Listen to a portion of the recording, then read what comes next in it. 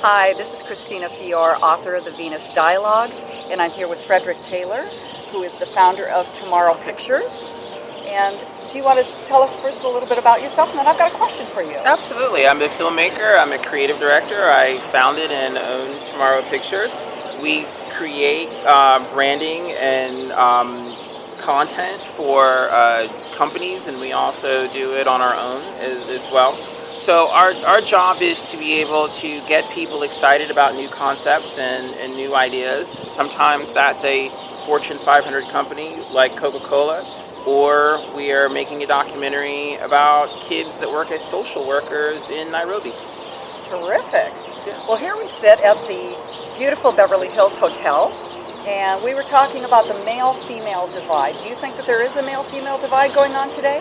Without question. I think more so now than ever, believe it or not. Of course, the sort of feminism era was something of the late 1960s and 1970s, but at that particular time it was more theoretical. It was people sort of arguing this point that women should be allowed to have more of a place in society. We now exist and live in a society where that theoretical principle is being put into practice. Mm-hmm. But unfortunately, we've had a shrinking of our economy simultaneously at the same time.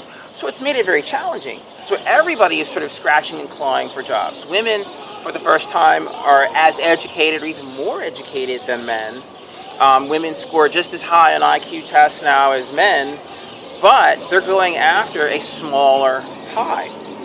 So now you have employers that are saying, okay, I've got a man, I've got a woman, and the woman's the best person for the job, this guy, and we don't have many jobs, and it's this guy, and this guy maybe has a family to take care of or whatever, and the woman's probably got another man to be able to take care of her, so they might default to the guy.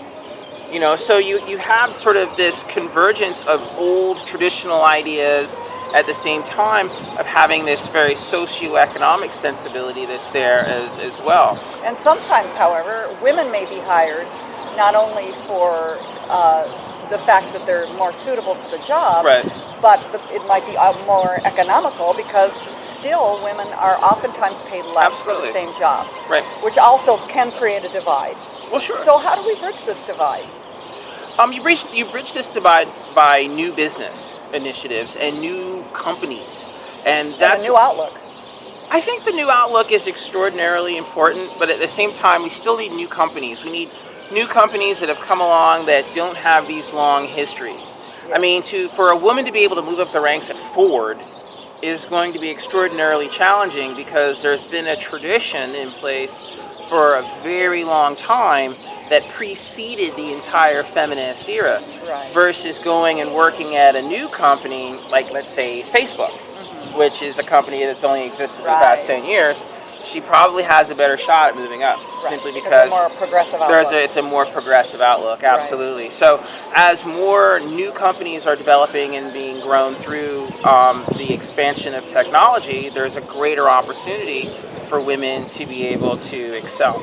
And maybe women have to be the developers of many of these companies. I think it's extremely important for women to be there. Yeah, and in many instances they are. The trick is being able to find the venture capital necessary to make these companies happen. So now we're defaulted back into the man world because the vast majority of the people that can invest in companies on that level are men. Most venture capitalists still are men, and that's a reflection of the economy and the society and things like that. So, but as more women become venture capitalists, they have the opportunity to invest in other companies that are female-based. Right. Yeah. Very interesting. And on a personal level, how would you say that we can bridge that male-female divide? I think what has to happen is that there's got to be more of an opportunity for men and women to work together, play together, to compete together as well, to do more activities together. Team building. I know that's a really weird sort of corporate thing to talk about, but there needs to be more team building within the genders as well. You know, what I see as well is to really learn how to celebrate the best in each other's gender.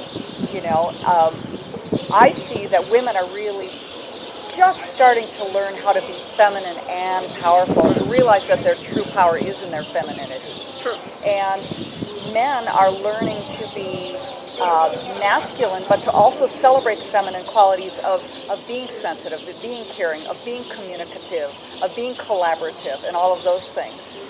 Sure, because the reality is, as we move forward as a society, no matter who you are, man or woman, you're going to need both of those qualities to be able to survive in this very diverse, multicultural, multi-gendered, global landscape that we're all speeding towards every day. You have to be able to have all of those skills, right, no matter who you are, no matter what your background is.